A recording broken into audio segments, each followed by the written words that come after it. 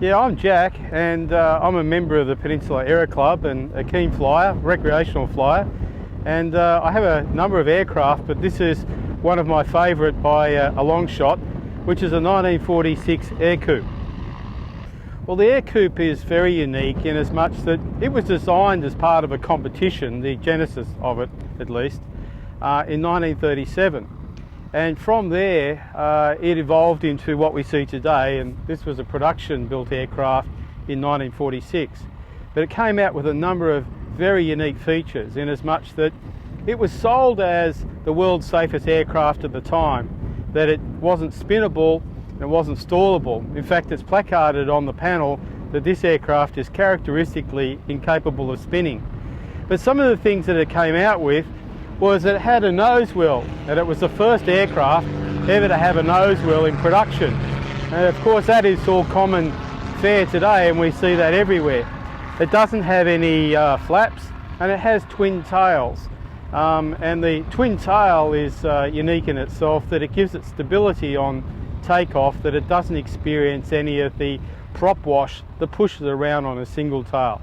So a lot of very interesting features on this aircraft. Yeah, the Ercoupe benefited from some of the wartime manufacturing processes, as this was built directly after the war. But it has a full aluminium monocoque fuselage, which was unusual for its day. It still has fabric covered wings, but the control surfaces are metal as well. And the production time on the aircraft was very compressed for its day, and they were able to produce many of them in a very short period of time. The marketing of the aircraft was quite unique too. It was intended to try and attract those flyers coming back after the war, and so they went about building an aircraft that any man could fly, and they started to market it through catalogues and also department stores. Very unique way of doing that, but also it was successful in the early part of the marketing approach of the aircraft. Yes, flying the Ercoupe is an interesting experience. For those of us that have learned to fly in conventional aircraft, that is with rudders and rudder pedals, this you have to completely undo everything that you've learnt before. It doesn't have any rudder pedals, and on final approach can create some interesting times when you're not used to the concept of crabbing in an aircraft and landing it in a crab style. That is, with the aircraft cocked to the wind, you land it with the wings level, and you learn just simply to grease it on, and as it touches the ground it pulls itself around. But you must get that front wheel on the ground fairly quickly, because that's your only means of steering it once it gets on the ground. That in itself is unusual, steers like a motor car, completely unconventional for every other aircraft I've ever flown. Yeah, buying the Ercoupe was a lot of fun.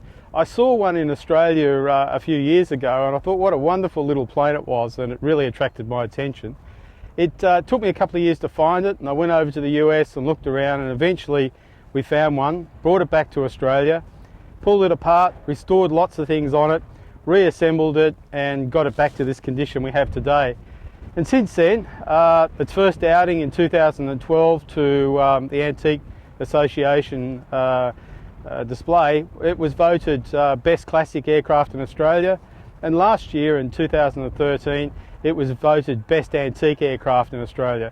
But apart from the trophies, it's a lot of fun and people really enjoy it, and when I fly it to different air shows, not uncommon to see 2 or 3 deep around it and admiring what a lovely little aeroplane it is.